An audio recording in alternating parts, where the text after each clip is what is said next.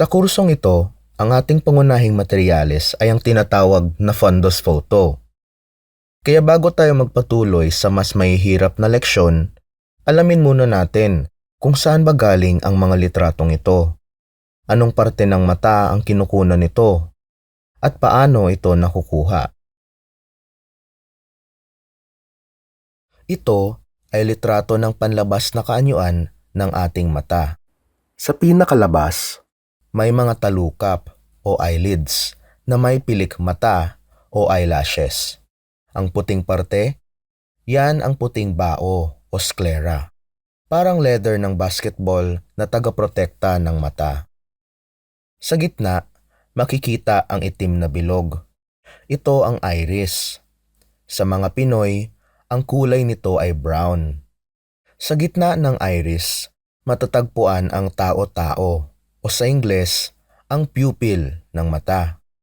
Ito ay isang butas kung saan pwede nating silipin ang pinakaloob ng mata. Kung sisilip tayo, ano nga ba yung makikita natin sa loob?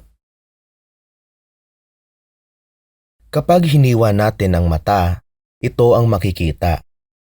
Sa kaliwa ay ang iris. Ito ang panlabas na parte ng ating mata. Sa likod nito ay ang lens, katulad sa lente na nakikita natin sa isang kamera. Sa gitna naman ay malaking espasyo na puno ng tinatawag nating vitreous. Ang vitreous ay isang malinaw at parang gelatin na material. Para itong malabnaw na sipon o yung puti ng itlog.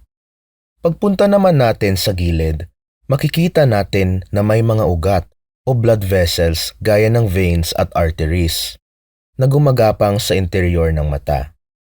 Maihahalin tulad yan sa loob ng shell ng isang balut na may maraming ugat. Ang mga ugat na ito sa pinaka-inner lining ng puting bao o sclera ay gumagapang sa tinatawag naman nating retina.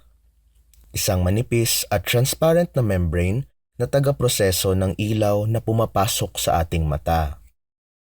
Saan naman ngayon nanggagaling ang fundus photo? Anong parte ng mata ang pinipicturan nito? Balikan naman natin ang picture sa labas ng mata. Kapag sumilip tayo sa loob, ang direktang makikita natin ay ang interior sa likod ng mata na tinatawag nating retina. At ito mismo ang kinukunan natin ng fundus photo.